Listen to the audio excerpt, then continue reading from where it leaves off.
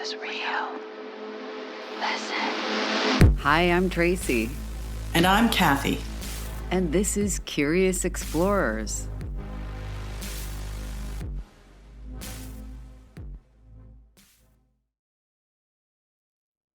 Hey, Kath. Hey, Trace. How are you? All right, how you doing? I'm good. Well, good to see you, as Good always. to see you. As you know, I uploaded our clips, our audio clips that I would consider EVPs. I understand that there are people who would hold them to such a high standard that they wouldn't consider them EVPs. Yeah, I think, well, you can say they're anomalous. I mean, no matter what, they're anomalous. I think it's hard because there's no discernible words in it. And a lot of people, when you're talking about electronic voice phenomena, it's something that's very identifiable as a voice. But they're definitely not easily explained. No. So, yeah.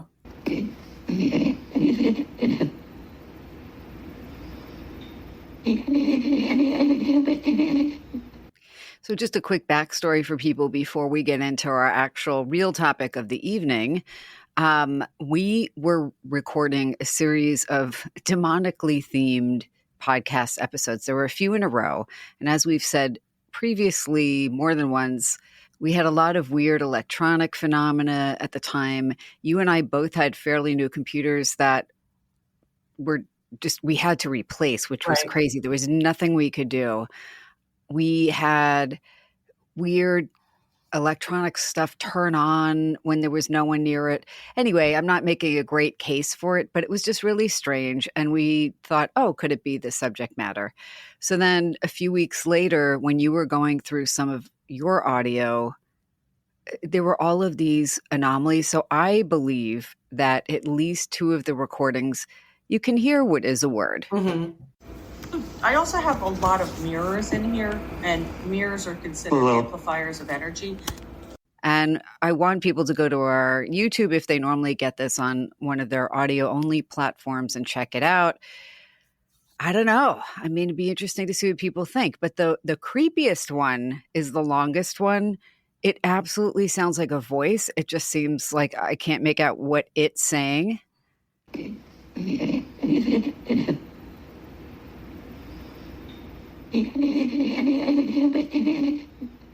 I want to know what people think. I would argue, though, to listen to it without looking at video. You know what I mean? So you're really getting it as an audio only, and to try and turn it up and forget the subject matter, forget where it was or anything like that, and just listen for the cadence of a voice and see if you can come up with. I remember hearing it, and I remember being like, oh, I don't know if I should share this with you. I was like, I thought, oh, cool, that's really cool, and then I was just like, I'm not sure I should share it with Tracy because she's gonna get scared. Oh my God, Kathy, you're like, okay, I'm just gonna go to bed above this place where I recorded this. Turn that off, Oh my God! I know I was recording it near Blue, and I actually think we were talking about Blue. But yes. But yeah, no, I thought that was funny. I'd be very interested to hear what people have to say too, and what they hear in it. But like I said, I would get headphones on. I would turn, and these are not like, let me see if I can hear it. Like, it's unmistakable. It's loud. It's just a question of whether or not you can discern, a word out of it. It definitely does sound like a voice, though. It definitely sounds like something communicating. And just to be clear, there are 4 clips that I uploaded. 2 or 3. I mean, one just sounds like a human to me making a sound, but it's not a human. Because it wasn't either of us. Right. Or maybe not quite a human making a sound. The other 2 absolutely sound like somebody saying a specific word. And then the last one was this protracted, it sounded like garbled speech to me. Right.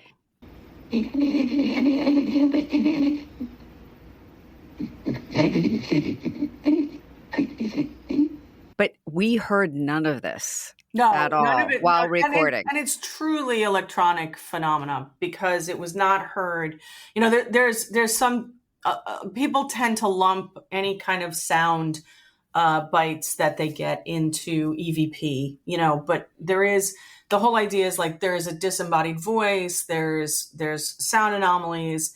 Electronic voice phenomena is a very specific thing. It is a voice captured on an audio device that has not been discerned by the naked ear, for lack of a better word, a better way of putting it. But also, usually it is in response to some kind of conversation. So it's usually in response to a question. So it's not just ambient kind of noise that you're capturing.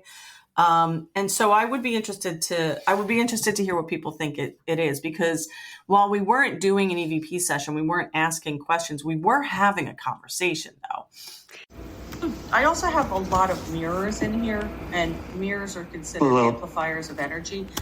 And this was recorded as almost part of the conversation that we were having. Oh, 100%.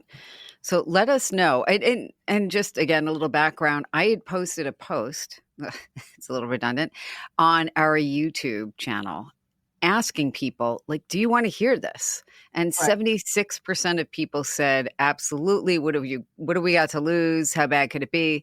And 24% were like, God, please no. Which is funny because that's kind of how it breaks down with us. Yeah. I'm like, I am so like, yes, that I go like me and a half, and you are so like, no, that it's like, I absorb your, I take over some of your, for the yes. I actually I'll tell you truthfully, I find EVP to be, with the exception of personal experiences, I find EVP to be the most compelling type of technological evidence that there is. And I think it's largely because it's very intimate. When you have something that's literally responding to you, and it's I don't know, I find it very, very intimate and very like personal. Because it's somebody's voice, somebody responding to you, someone answering you, and I find it very, very compelling. Absolutely. Especially when it's not something that can be easily confused.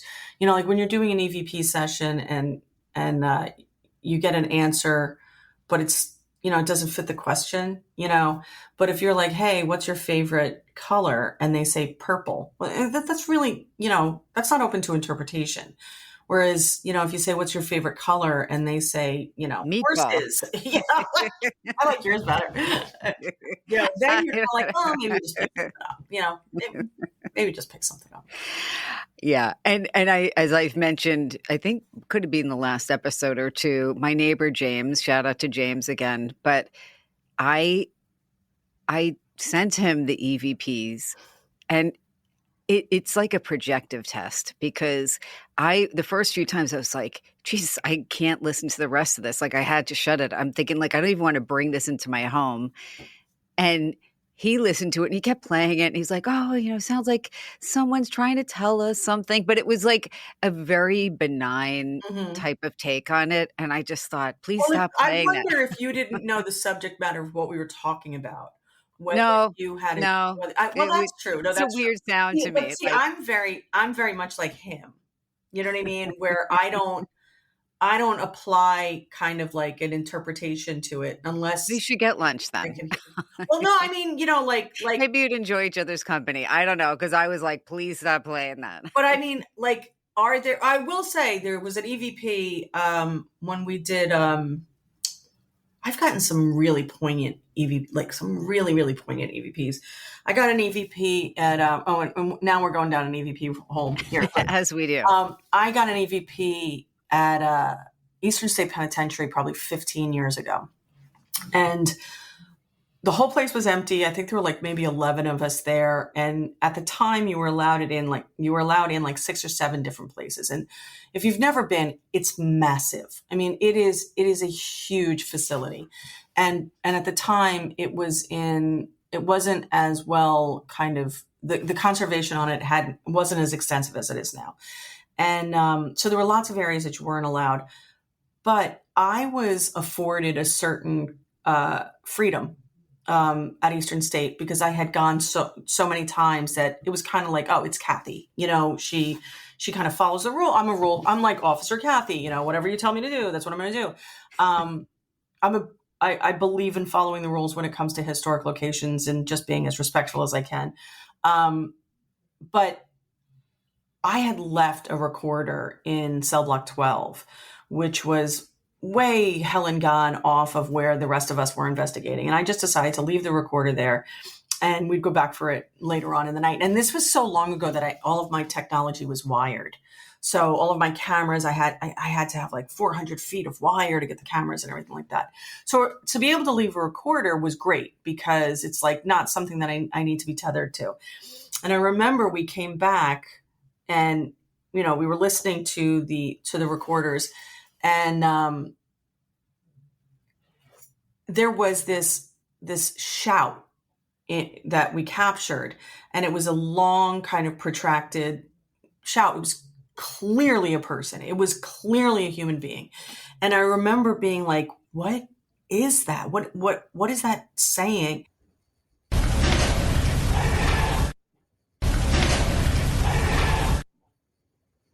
This guy looks at me and he goes, it's saying, let me out. And then I listened to it. And I'm like, oh my God, that is what it's saying. It's saying, let me out.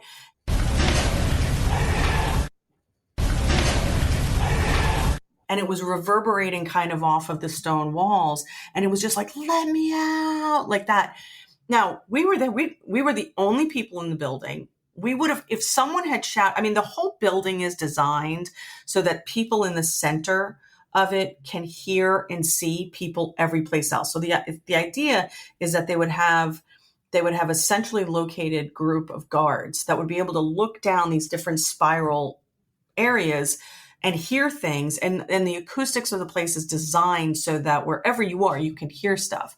We did not hear it. And this was a loud shout. But as soon as I heard it, and I just remember being like, this place has been closed for 50 years and it was in operation for 150 years.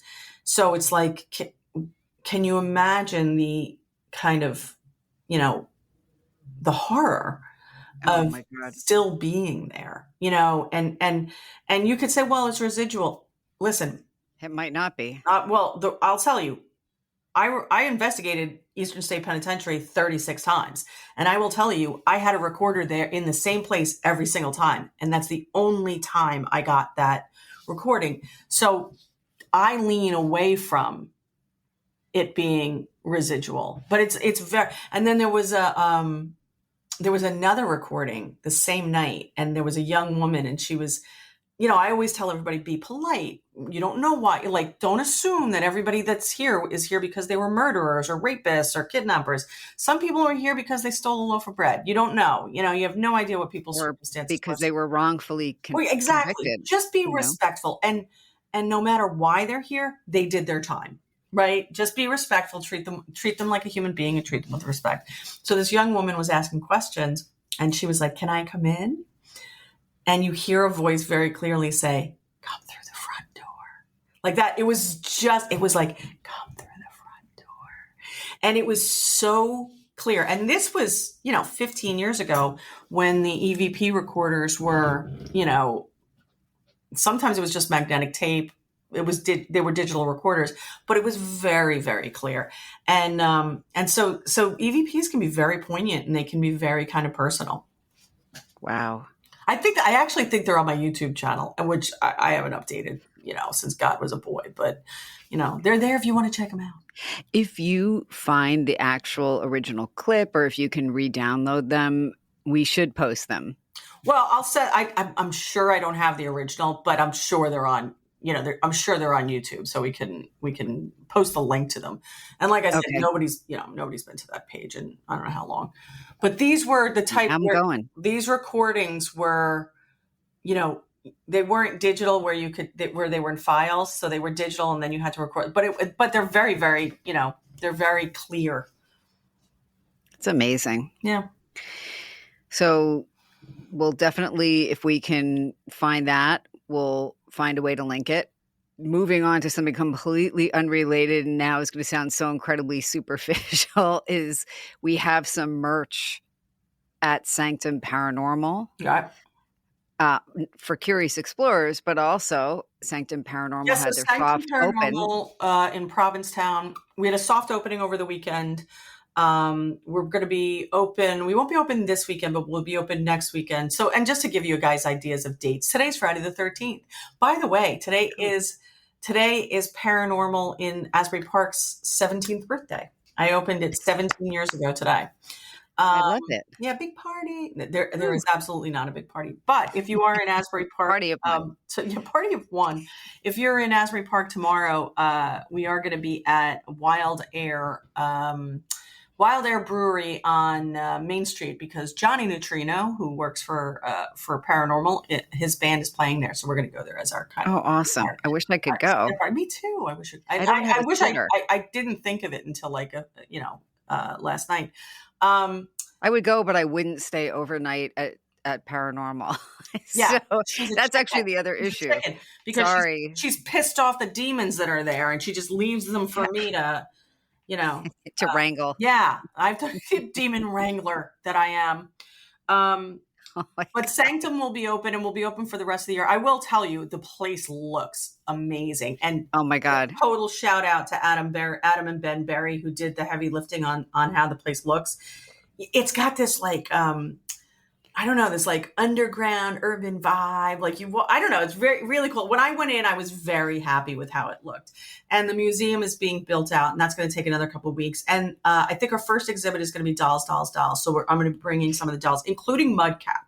So if people have been excited to see Mudcap, they're going to be able to see Mudcap there. We're going to bring Bob the Doll. Bob the Doll is from Penhurst.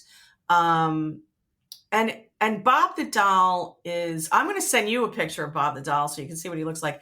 Bob the Doll is wonderfully named, but really, that's like someone keeping it really on the DL. I'm just Bob the Doll. But Bob the Doll is so creepy. But yeah, I will post a photo and yeah. I'll send it to you. I actually just pulled one you met Bob the Doll at the investigation we did on May 1st. I probably He's like a Cupid doll. it out. A giant Cupid doll from he just looks so disturbing. But he's from Penhurst, so there's a lot, there's a lot of activity around Penhurst Asylum. And I did my lecture to bring us all up on it. Yeah. I did my lecture, or I did my talk. I think lecture is not a fair assessment of it, at the New Jersey History and Historical Preservation Conference in Burlington, New Jersey. I did that last week. So that was a lot of fun. I was really glad to be invited to do that. On paranormal tourism as a methodology for preserving historic sites. Real catchy title. I'm sure it was enthralling. Yeah, and so well received by the historians. And that's what it's really all about. Yeah, it's all about. So, Kath, congratulations. Thank you. What do you have for us today? So we were actually supposed to do this a couple of days ago, and then I had an unexpected migraine, as opposed to demonically inflicted exactly, as opposed to planned migraines. So I actually chose to do something because we were supposed to do this on June 10th, and June 10th is the anniversary of the execution of Bridget Bishop, who was the first woman hanged as a witch in Salem, Massachusetts. So I try always to commemorate the deaths of the women and the men. There were several men. But Bridget Bishop is always kind of a touchstone, because she's very indicative of who was targeted in the witch trials. Or at least in the beginning, she was kind of an easy target in the beginning. So I thought we would talk a little bit about her and kind of the lasting impact that who she was as a person. There was 19 people hanged as witches. 21 people actually were executed. 19 of them were hanged. And then there were upwards of another 100 people who died from malnutrition and from kind of diseases and whatnot that they got from being imprisoned for a very long period of time. But Bridget Bishop she's like iconic, you know.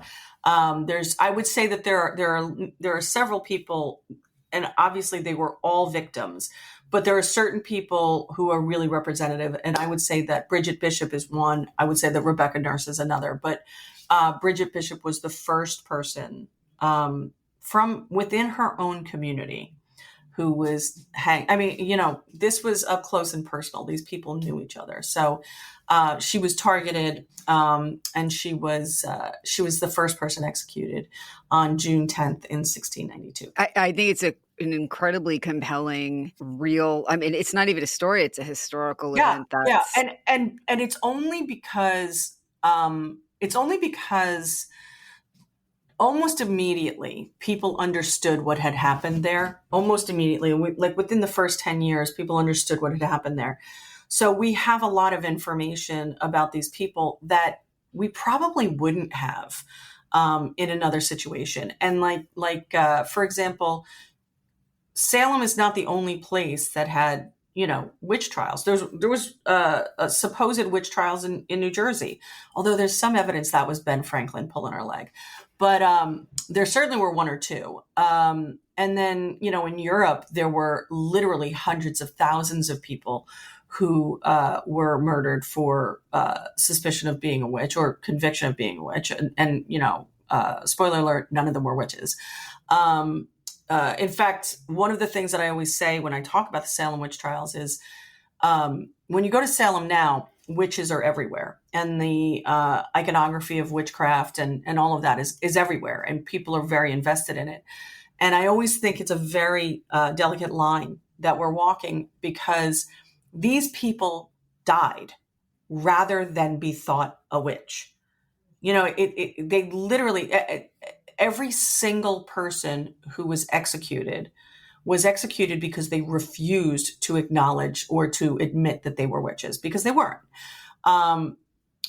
Every single person who did admit to being a witch, none of them were hanged. So what happened to them, though? Because I don't imagine that was great either. No, it wasn't. But they weren't. You know, they weren't. Of course, none of it was great, but none of them had any lasting impacts from it, with the exception of Philip English, and mainly because people stole their land and people stole their goods and things like that. And certainly, but I don't think any of them that admitted to being a witch, I don't think any of them died. So if you were very, like, there's a line in Miller's play. Why can't I think of what it is? Arthur Miller's play, where he takes a lot of liberties. But John Proctor, who's the main character in The Crucible, thank you. And they ask him why, his wife is essentially saying, just sign the paperwork. Just say it's either his wife or his friend saying, just say it. Because if you say it, you'll be, you won't be hanged. And he said, I can't say it because it's my name and I only get one name. And the importance, like, I can't say it because my name is who I am. And you see these people and we kind of intimately know them because of Miller's play, but there's been an enormous amount of scholarship done on the Salem Witch Trials. And what's amazing to me particularly about Salem, as an historian and as someone that does think that history just keeps giving, like, you never fully know, they are still finding new things in Salem. And they recently, within the last 8 years, found Gallows Hill. And they, for 250 years, no one knew where the witches had been hanged, where the women had been hanged. And then they found it. Somebody, I think, was doing their doctoral, it was their dissertation, and they actually found it using technology and scouring diaries and whatnot. And now there's this amazing memorial there.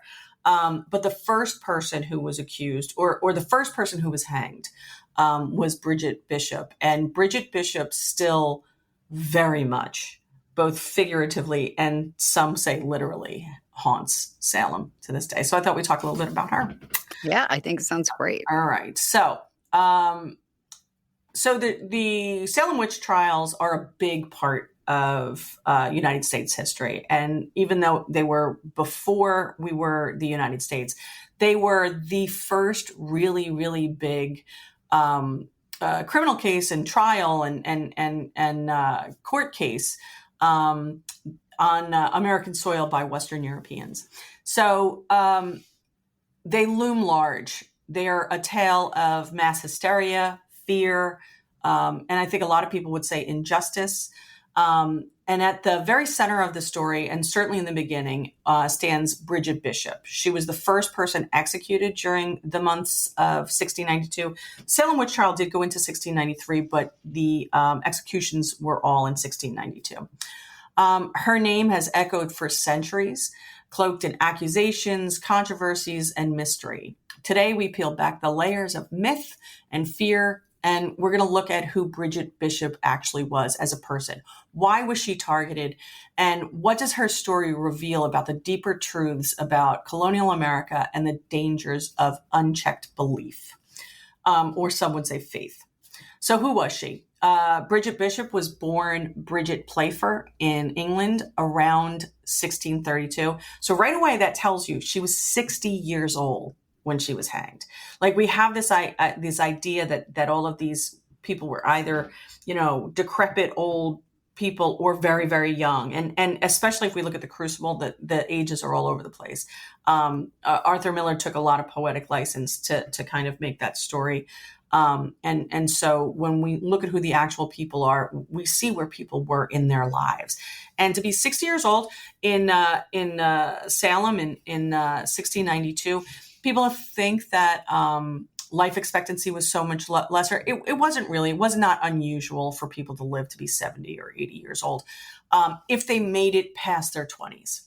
So you had a lot of people dying before the age of 30, especially women in childbirth, and the infant mortality rate. So that made the average lifespan look very low. But if you made it past your late 20s and your early 30s, it was not unusual for someone to live into their late 70s or early 80s. We don't know a whole lot about her early life. But we do know that sometime in the mid 17th century, she crossed the Atlantic, seeking a new life in the Massachusetts Bay Colony. She was married 3 times. Her final marriage was to Edward Bishop. He was a tavern keeper and a sawyer in Salem town. And what that is, a sawyer is literally someone, if you have a felled tree, he goes in and he saws it down for you. And he'll cut, your firewood. It was an important job because firewood was like the currency of a place like Salem. And you have Salem Village and you have Salem Town. Salem Village, which is very much where most of the things that we think of when we think of Salem happened. And that is actually a place called Danvers, Massachusetts right now. And Salem Town is what we think of as modern Salem. However, unlike many women of her time, Bridget did stand out. She owned property herself. She ran a tavern. She dressed in bright, even somewhat scandalous clothing. And she was very well known for wearing a red bodice. Now, people have this idea that the Puritans only wore black and white, but that's not true. They wore many, many different colors. But red was, red was a little flashier than even they were willing to put up with. She was outspoken. She argued with her neighbors, and she didn't fit into this kind of demure kind of mold of what we think of as a Puritan wife. Honestly, a lot of them didn't. And the idea that she ran a tavern and there was shuffleboard in the tavern, so that was a little scandalous too, because there was shuffleboard was competitive, and as far as the church elders were, I shouldn't say church, they wouldn't have called themselves the church. As far as the elders of the community would be concerned, that would be like gambling, if it was a little bit too competitive. And so the traits would follow her and essentially haunt her when Salem turned on its own. So Bridget lived in Salem town, not in Salem village. So she actually had a tavern in the town. It was a little bit more cosmopolitan. It was economically active. And despite the physical distance, which is only about 5 miles, she had many longstanding ties to many of the families that were involved in all of the trials. And her name and this is very important, her name had already surfaced in court documents long before 1692. So in other words, people were keeping their eye on her long before these girls started to have fits in 1692. So to understand Bridget's downfall, we need to understand kind of the climate of Salem in 1692. Salem Village was a community that was gripped by anxiety and had deeply, deeply rooted internal feuds. There were people that just were constantly at each other. They had harsh winters. They had lots of threats from Native American raids. There was political instability. I mean, the governorship of Massachusetts was being called into question. In fact, there were people in England trying to stop the king from essentially removing protection from Massachusetts and just saying you're on your own, because they definitely wanted to be protected by England, but they didn't want to be ruled by the governor that they didn't have a choice in. There was lots of longstanding land disputes. And so essentially there was this pressure cooker of resentment that was going on in Salem Village. And of course, the religious climate added to that tension.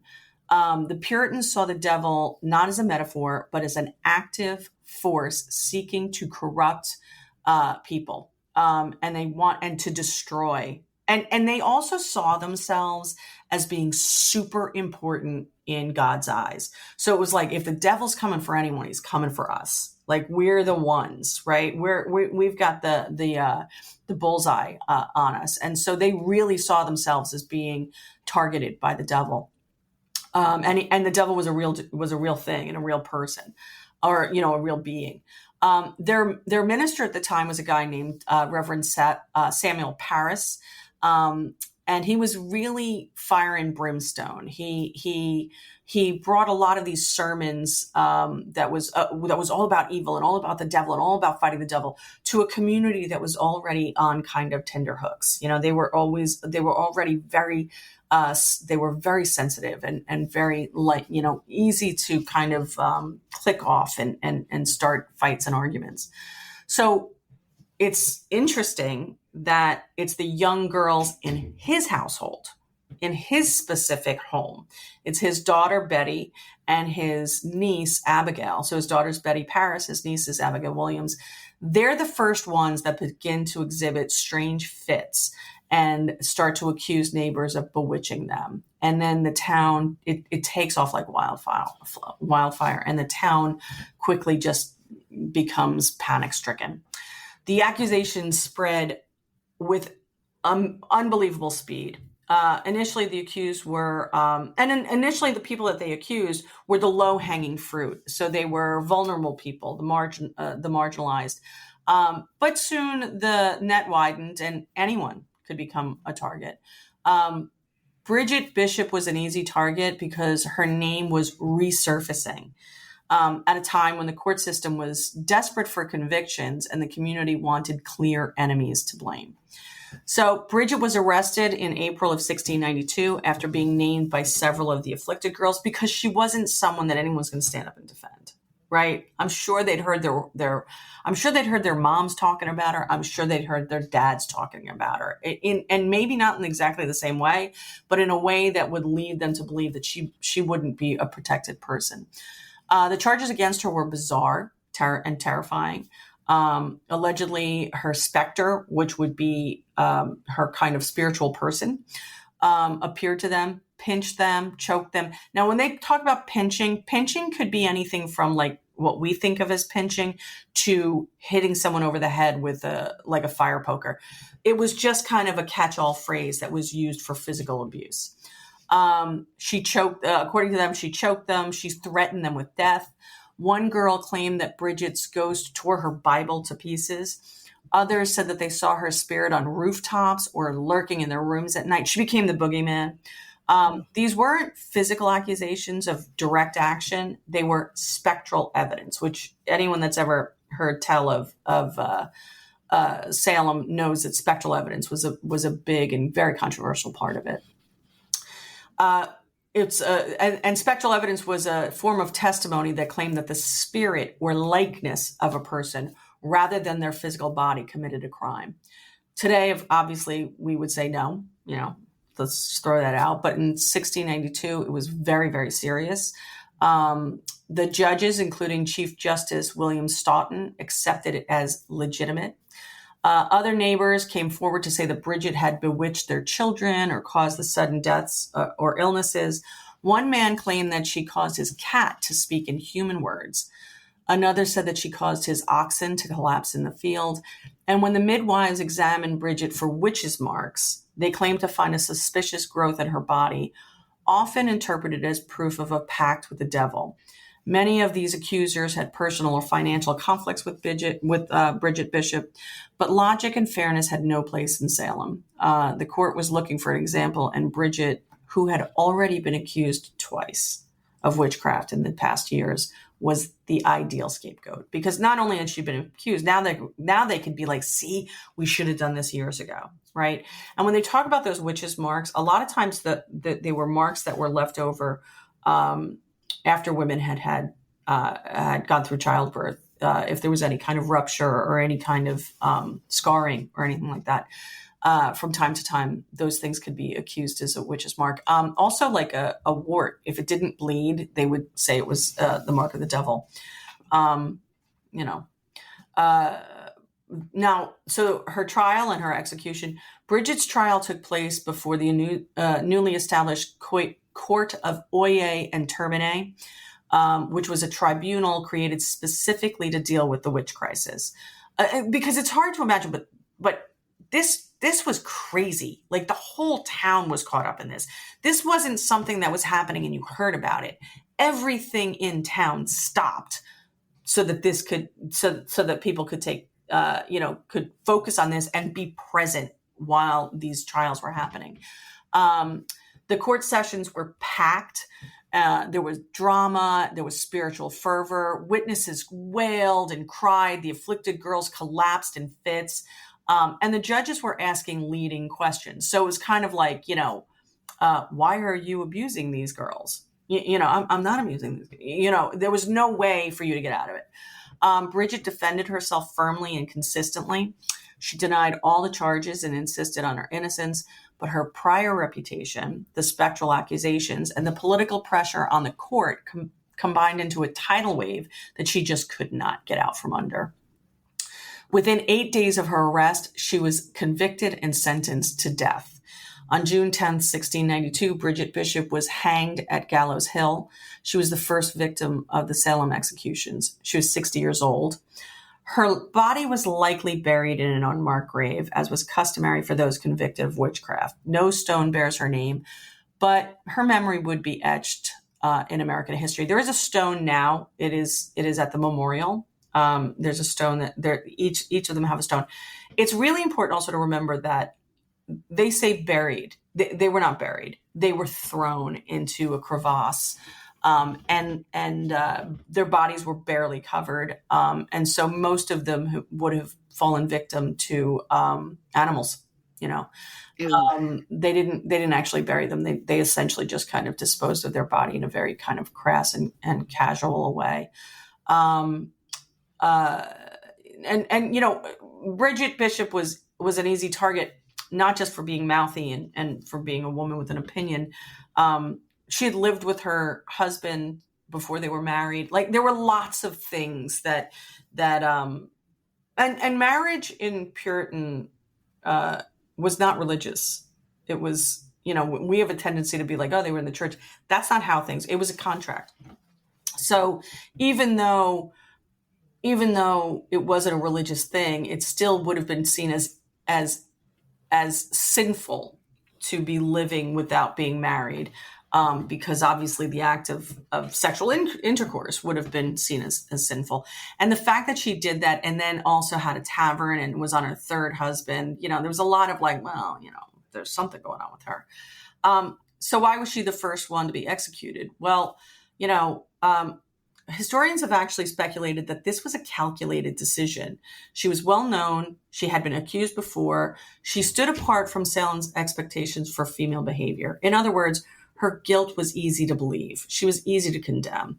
She also lacked powerful allies. Unlike some of the later accused, she had no large extended family to rally behind her. She was a woman of means on her own, but was not a woman of influence. She represented everything Puritanism feared: female independence, sensuality, open defiance, personal authority. Hasn't changed. Yeah, no, it hasn't changed. And we see this all the time. But the thing about Bridget is she literally was a woman in the red dress, and they were like, get the woman in the red dress, right? Some historians have also noted that executing Bridget early served as a political purpose. It gave legitimacy to the court and provided a warning to others. Once her blood was spilled, there was no turning back. Once they hanged her, because she also wasn't, the other people who were accused, she wasn't destitute. She wasn't a homeless person. She wasn't a person that was, she had the means to defend herself. They just weren't going to let her do it, So the legacy of Bridget Bishop, her death opened the floodgates.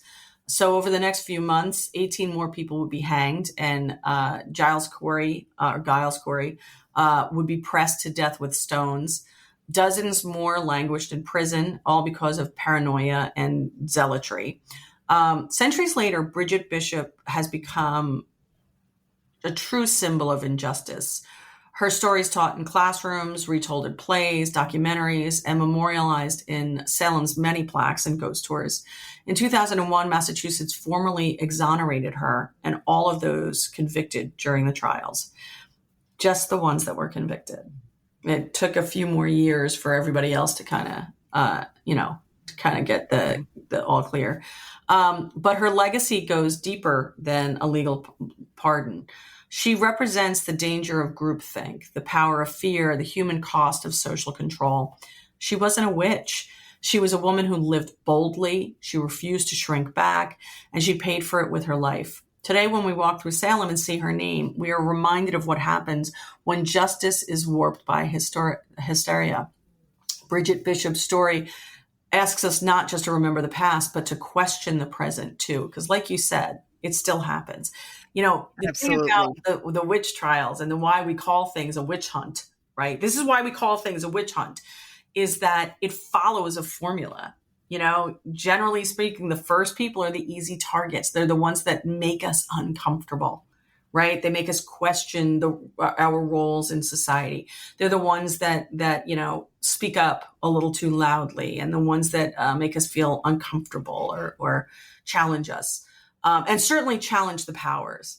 But let's talk a little bit about just had what people wanted. She had things people wanted, and her death probably enabled people to get some of that, I would imagine. Well, she definitely was a person who had financial means. But I think more than that, she was a warning shot, particularly to women. Now, remember, the accusers in Salem were also women. Right. So it wasn't just these men who were attacking these women. Like the whole kind Again, still see it today. Yeah, absolutely. And so you have these young women who are and the accusers. We have this tendency to because they call them the girls, but a lot of them were 17, 18, 19 years old. So they would have been well in a lot of them could have been married. Yeah, they could have been married. I mean, Betty and Abigail were 10 and 11, but the other ones were, 17, 18. I think Mary, I think one of them was 20. Mercy, I can't remember her last name now, but she was 21. So, I mean, we're not talking about, they knew, they understood social constructs and things like that. They also knew, they might have been jealous of her because she had power, but they also knew, if I want power, if I go after her, the people with power will be okay with that, right? Because I'm taking out someone that makes them uncomfortable anyway, So, so Bridget Bishop's story did not end in 1692. Her spirit, whether you believe in ghosts or not, so real or imagined, has become one of the most persistent in Salem's folklore. And because, it's unfair on many, many levels, but you would imagine she would be the one that would haunt because she was the one that didn't sit down. Over the centuries, dozens of accounts have emerged claiming that Bridget still walks the streets of the town that condemned her. One of the most commonly reported hauntings is at the site of the former Lyceum building, which later became a restaurant and today is occupied by a modern business. I think it was actually called Bishop's Orchard.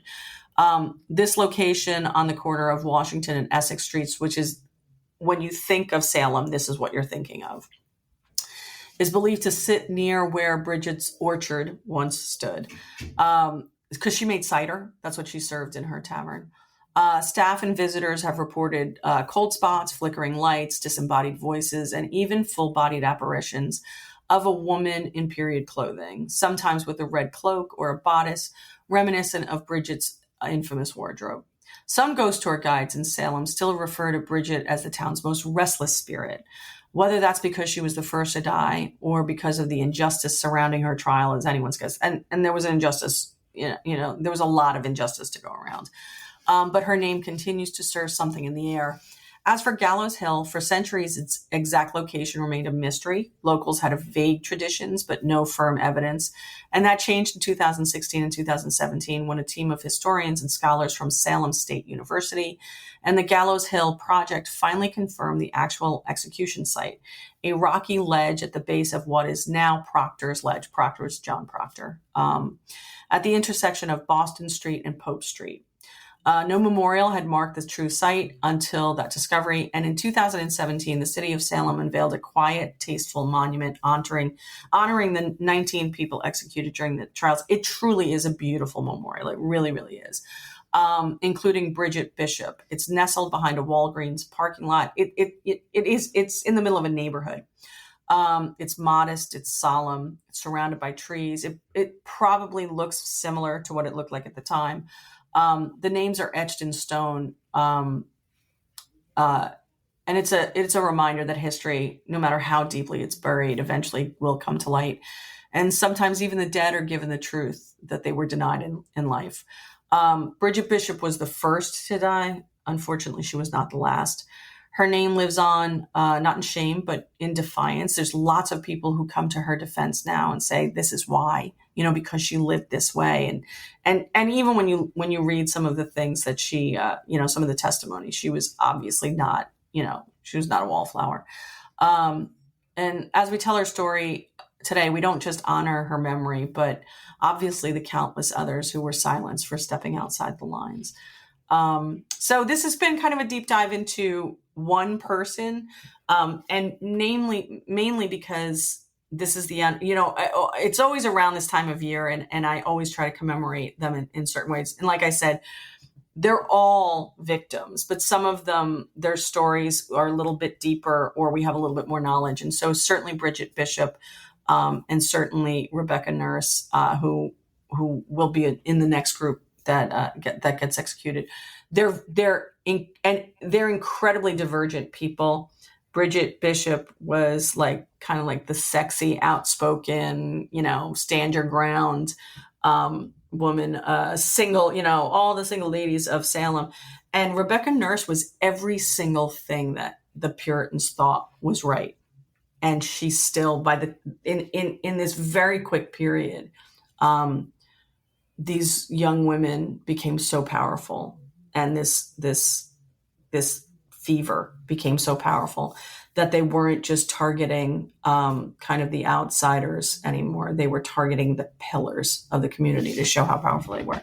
At our in the museum in Asbury Park, one of the first pieces that I hung up when I went in there was a newspaper from a London newspaper from 1693 that actually is advertising a book written, or a pamphlet written about the Salem witches. They didn't call it the Hysteria because they believed it was true. But it's one of the only contemporaneous pieces of anything that I've seen kind of in the wild. And that's something that I'm super proud to have, is this broadsheet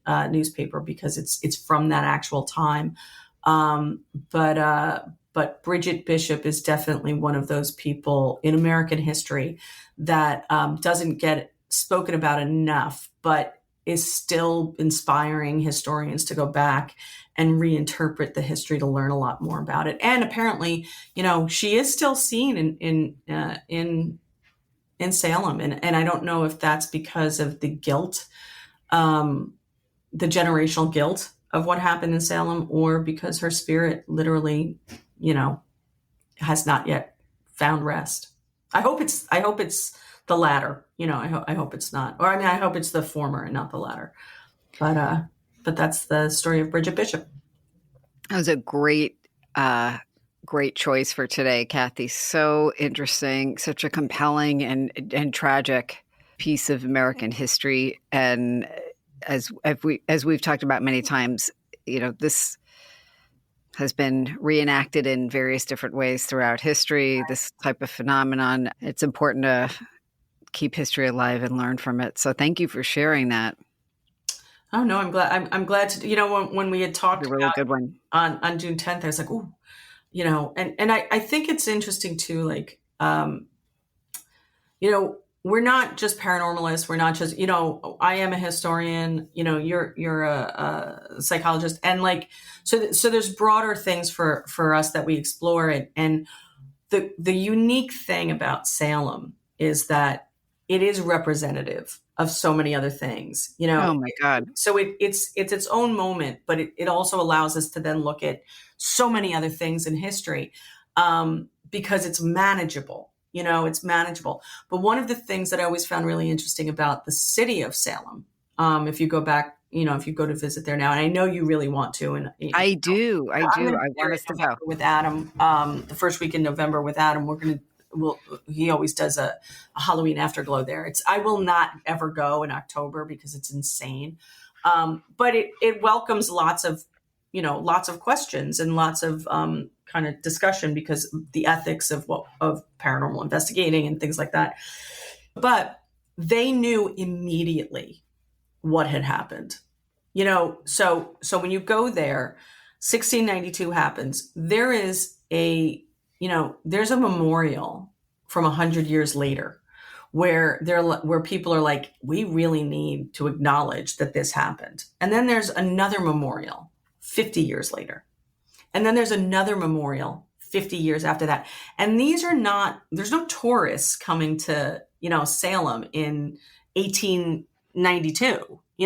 There's no one going there to do that. So it's these people, the families, the descendants who are still having this generational, not just guilt, but this, like, we can not forget that this happened. And right up until like 2017, there's a beautiful memorial that was placed there in 1992 on the 300th anniversary, and it's a really beautiful memorial.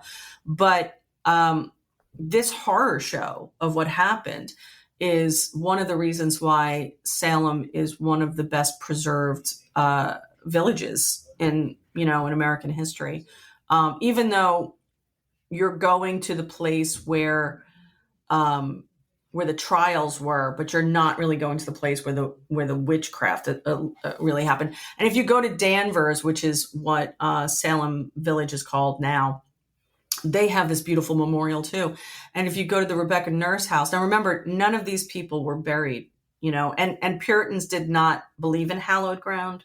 So it's not like, there was proper burial, respectful burial, but there was no such thing as hallowed ground. But I remember this great quote after Rebecca Nurse, after she was hanged. There's this culvert that's by Gallows Hill that used to be a little creek, a little stream, and now it's different because they've built the city up, and so you can see the vestiges of where it was. And under cover of darkness, her sons snuck up to Gallows Hill to find their mother's body, to bring her back and bury her respectfully somewhere on the ground. And they had to do it and hide that they were doing it because they could be called out on. And think of how far afield you have gone, how far off the mark you are of decency when a son has to hide that he's burying his mother's body and that no one knows where she is. I mean, they do have a stone in the house, by the house now. Her house has been preserved, but there's no evidence that she's actually buried there because they didn't take any chances as far as where she would be buried. So, I highly recommend people going there. It's kind of like Gettysburg to me, where it's like they immediately understood the importance of this history and started to preserve it, even if it was accidental preservation. It's also, if you liked Hocus Pocus, you can go see the Hocus Pocus. But it's very, very beautiful. And it's one of those things where you're like, is it okay to be excited to see it? And what I look at it is, it was a horrible thing. It was a horrible thing, but the preservation and the understanding of it is beautiful. The idea that for generations, people just said, we have to understand this, right up until Miller writes The Crucible in the 1950s to kind of showcase what McCarthyism was. And I would argue that, we're due for another. we might want to reread The Crucible a couple of times. Yeah. But yeah, it was good to, it was very timely, and I'm glad that we were able to talk about her. Yeah, definitely a great choice. Kathy, I really enjoyed your, I was going to say, presentation today. Deep dive. Your deep dive. It's a yeah, and we want to hear what you all think, and let us know what topics you would like us to cover as well. And let's keep in mind any anniversaries, any important dates coming up. I usually don't think along those lines, and I should. Well, and also remember, it doesn't have to be ghosts. It doesn't have to be ghosts. It doesn't have to be. It can be pretty much anything that you're curious about, because I guarantee you, if you're curious about it, Traci and I are curious about it. Absolutely. So, yes, there is a haunting component to this, but I always like to say, like, history haunts us in ways that ghosts don't, so anything you guys are interested in, yeah. But tell a friend. If you review us, especially, review us anywhere, but, on Apple, on Google, any place that you can review us is going to help us. So, and we would love to hear from you. So quit sitting there quietly in the back. We see you in the back. All right. So let us know what you think, and share your scary stories. Yeah, we'll read them. Yeah, please. So, spook me out. I wanna get scared. And until next time, of course, as always, stay curious and keep exploring, lovelies. Bye for now. Bye, guys. I know that the paranormal is real.